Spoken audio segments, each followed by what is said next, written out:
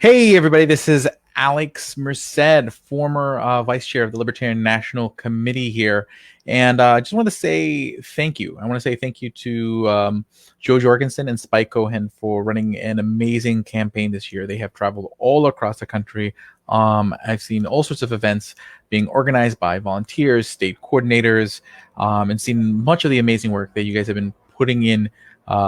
Reaching out to people and making people know that there is another option on the ballot, an option that doesn't mean that they have to compromise um, their lives for, like, which is a beautiful thing because at the end of the day, like, election outcomes can always improve. Like, we can always, reach more people, get more votes. But at the end of the day, like, what matters is creating a libertarian world. And that is a world where basically people realize that they're free, that they have power to make their lives better. They have powers to make their communities better, their families better. It's just a matter of just saying, hey, you know what? I have the power to make change. And that's what the libertarian message fundamentally is, that like Spike would say, you are the power, you truly are. Okay.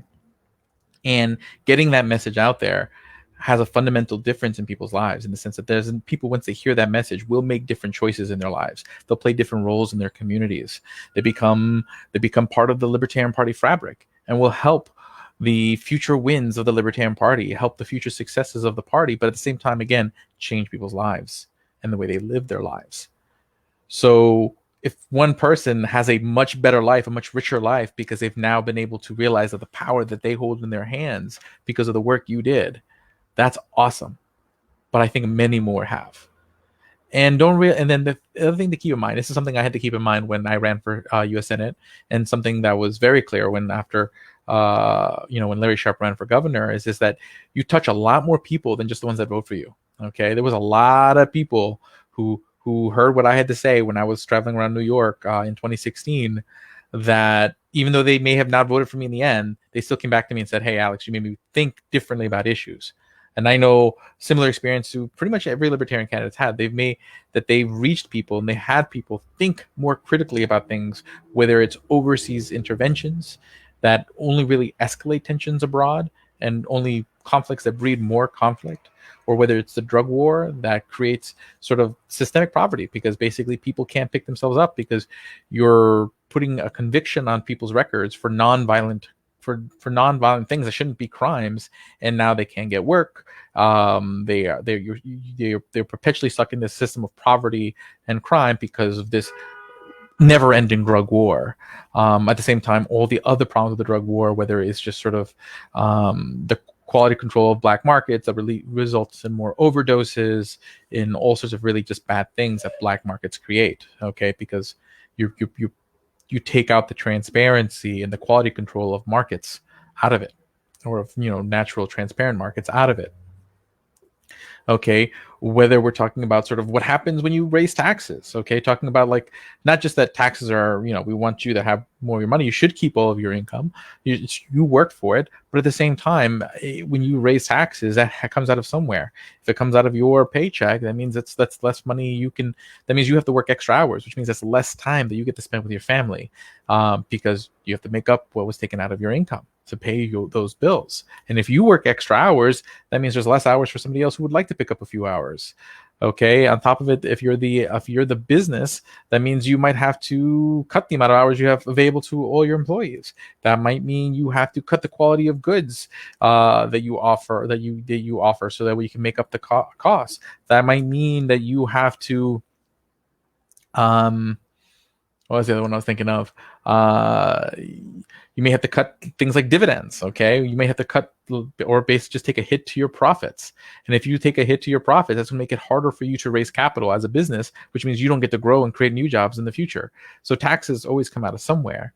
And being out there talking about these issues, talking about just sort of, and then also just when you mess up the economy, when you have the systemic problems that it causes, especially in more poor neighborhoods with things like the drug war. And that's, at the end of the day, like, the more rules you create, the more bureaucracy you create, the person who it always lands on is the poor, because it's the poor who don't have the financial power to fight back legally. They can't afford the nice lawyers to get off the hook. So that's where you create you create a class system over time, because basically the poor get punished more which creates this big disparity because we keep creating this government bureaucracy. And I wasn't hearing this kind of message from Trump or Biden. They were just basically saying, hey, I'm the answer, give me more power. Okay. Or the other guy is a bad person, vote for me. There was none of this information about just sort of how wrong or how much improvement is needed in the system and how much of a role you can play in your own life and making your own life better. There was only one ticket that spread this message, and that was the Jorgensen Cohen ticket. So I want to say again, thank you to all of you who were involved in that. Okay, regardless of what happens tonight, this was a tremendous success. And again, and beyond my expectations, because when you think about it, this is a year, it's not third party friendly. Okay, same thing with 2018. 2016 was, because 2016 was a year of frustration. People were frustrated. When people are frustrated, they look for an alternative. So a lot of people looked at the Libertarian Party. People who were frustrated with Republicans and Democrats looked at the Libertarian Party.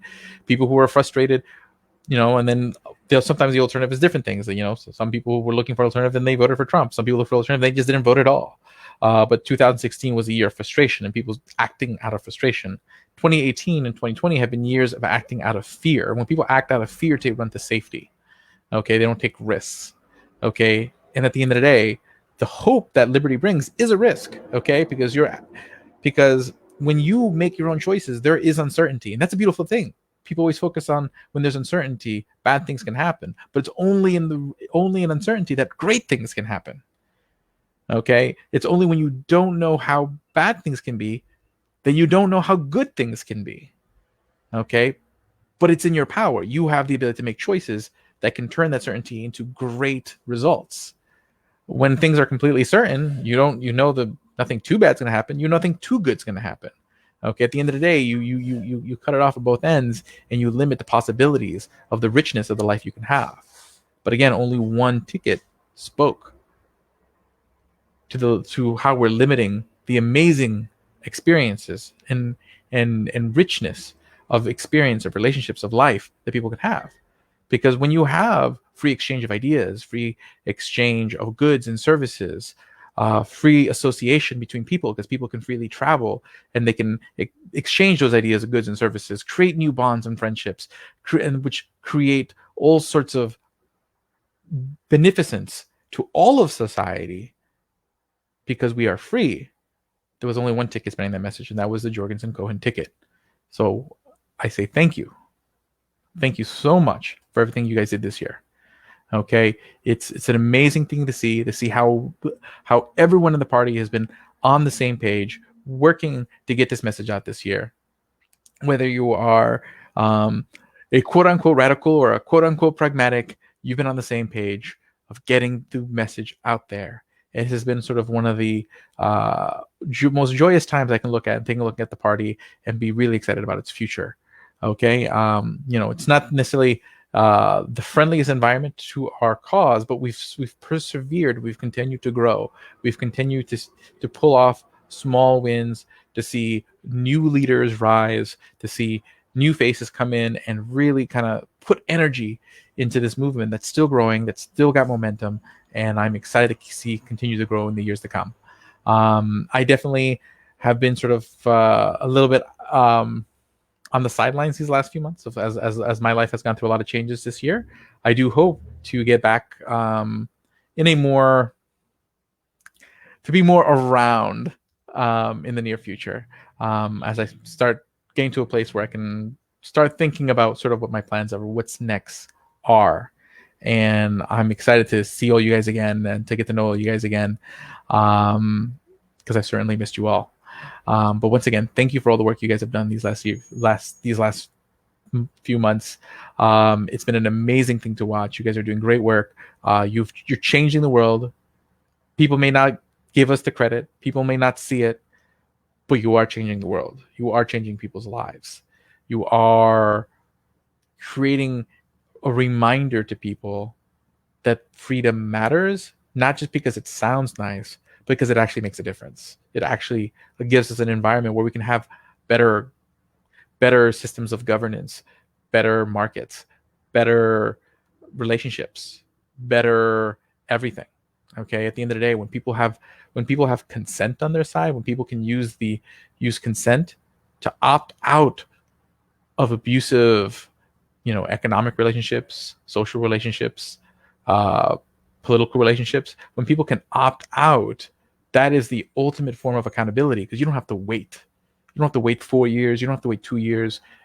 You get accountability today. And that always puts the pressure on for all of us to be better. The fact that we all want to associate with each other, but we also have the choice to not associate with each other, puts the pressure on all of us to be better to each other. And that's libertarian message. We want a world where we're all better to each other, where we all choose and then that's important to maintain freedom, that we choose to be better to each other, because it's in that faith in humanity and that faith in each other that allows people to just let people live, to live and let live. Okay, it's when people start getting angry, when people start holding grudges, when people start holding resentment, that people start looking for ways to control each other, start looking to sit there and say, oh, I got to stop the people who I don't like because, I'm scared of them. But the only way to dissipate that fear is to engage with each other, to associate with each other, to realize that we're not so different, to realize that what unites us is greater than what divides us. And that is only done by having the freedom to do so, that freedom to associate, the freedom to travel, the freedom to engage in voluntary transactions, to trade, to work, to live, to just enjoy the richness that is life in the limited time that we get to enjoy it. But with that, again, thank you, Joe Jorgensen. Thank you, Spike Cohen. Thank you to all the state coordinators. Thank you to all the volunteers. Thank you to all the donors. Thank you to the Libertarian National Committee. Thank you to the Libertarian Party staff. Thank you all for everything you've been doing, from the bottom of my heart. Thank you. Have a great day. It's been nice seeing you guys again. Oh, hey, hi, Joe. Hi, Ethan. And then one of these days, I do need to stop by Wyoming.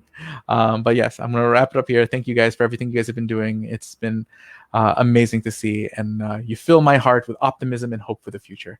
Thank you.